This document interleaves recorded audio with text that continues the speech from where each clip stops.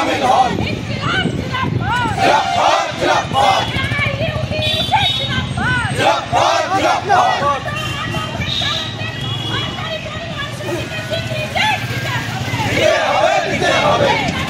যে আজকে হরতাল কেন্দ্রীয় ট্রেড ইউনিয়নগুলো ডাকে, এই হরতালে আপনারা কেমন সাড়া পাচ্ছেন? আমরা খুব ভালো সাড়া পাচ্ছি। জনগণ স্বেচ্ছায় এই ধর্মঘটকে সহযোগিতা করছে আমরা দেখছি।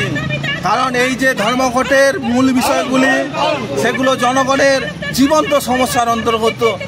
আজকে মূল্যবৃদ্ধি মারাত্মক জায়গায় পরিণত হচ্ছে।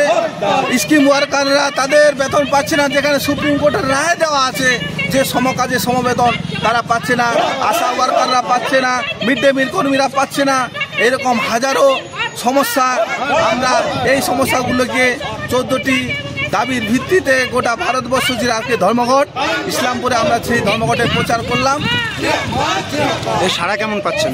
সারা খুব ভালো, সবাই সহযোগিতা। আপনি কি দায়িত্বে আছেন? আমি AIKKMS এর ডিস্ট্রিক্ট সেক্রেটারি।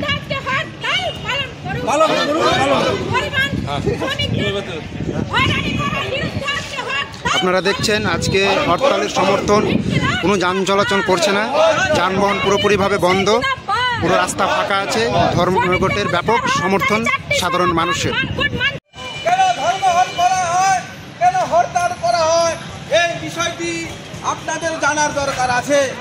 পাশাপাশি যতগুলি কেন্দ্রীয় সরকার কি রাজ্য সরকার কর্মচারী তাদের যে সংগঠনগুলি তারাও আজকে ধর্মঘট ডেকেছে, বিষয়টি জানার দরকার বন্ধুগণ।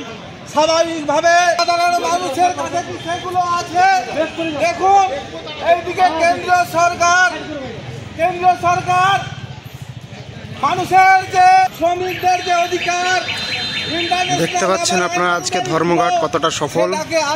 পুরো রাস্তা ফাঁকা, কোনো যানবাহন চলাচল করছে না। আজকে পুরো রাস্তা ফাঁকা, ধর্মঘটের ব্যাপক সাড়া পড়েছে। আন্দোলনের মধ্য দিয়ে যে 8 ঘন্টা সাধারণ মানুষ যারা শ্রমিক তারা শিক্ষামূলক কাজ করবে এবং 8 ঘন্টা ঘুমাবে, এই শর্তে ছিল। কিন্তু বন্ধুগণ, আমাদের কেন্দ্রীয় শ্রমিকদের 12 ঘন্টা কাজ করতে হবে, এইরকম বিষয়। অন্যদিকে ভারতবর্ষ সরকারের অনুদান পরিষদ অনুযায়ী প্রতিটি ফসলের কৃষি পদ্ধতি অনুযায়ী বেগুন দামে বিক্রি হবে, এটা বিক্রি করে।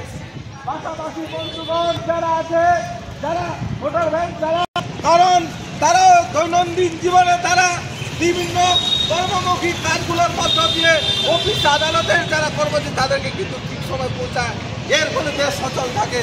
কিন্তু বন্ধুগণ দেখুন আজকে টোটো চালকদেরও বিভিন্ন জায়গায় ধরপাকড়